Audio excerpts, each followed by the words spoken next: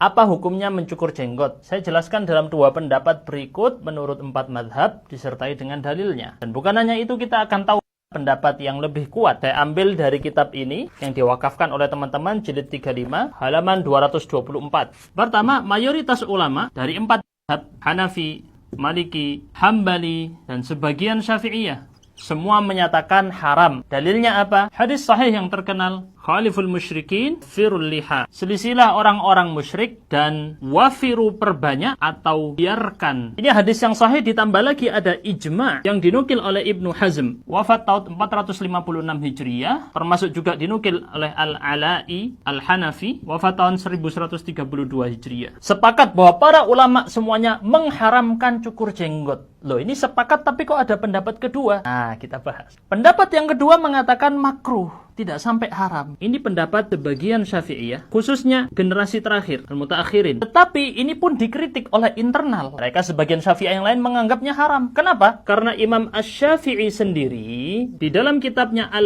jilid 6 halaman 88 cetakan Darul Fikri dengan tegas mengatakan haram mencukur jenggot. Beliau mengatakan, wa in kana fil lihyati la yajuz. Adapun mencukur pada jenggot maka tidak boleh. Akan bisa dicek sendiri di kitabnya. Ini yang dibela oleh sebagian ulama Syafi'iyah. Banyak sekali. Al-Qaffal, Ibnu Rif'ah, Al-Adra'i, Al-Isnawi, Az-Zarkashi, Ad-Damiri, juga Al-Libari yang banyak dipakai kitabnya di Indonesia, Fathul Mu'in. Cek sendiri silahkan. Termasuk juga Ibnu Hajar Al-Haytami di salah satu pendapatnya. Dan masih lagi ada yang lain. Dan menariknya lagi, ternyata yang pertama mengatakan makruh adalah Al-Imam Al-Ghazali berdasarkan artikel yang sudah saya terjemahkan. Teman-teman mau yang artikel lengkapnya, gimana sih pendapat Syafi'i sebenarnya dalam masalah cukur jenggot? Yang mau ketik kata artikel di komentar, nanti kami kirimkan linknya. Kalau yang di TikTok harus klik link di bio ya. Gratis buat teman-teman. Jadi yang pertama kali mengatakan makruh,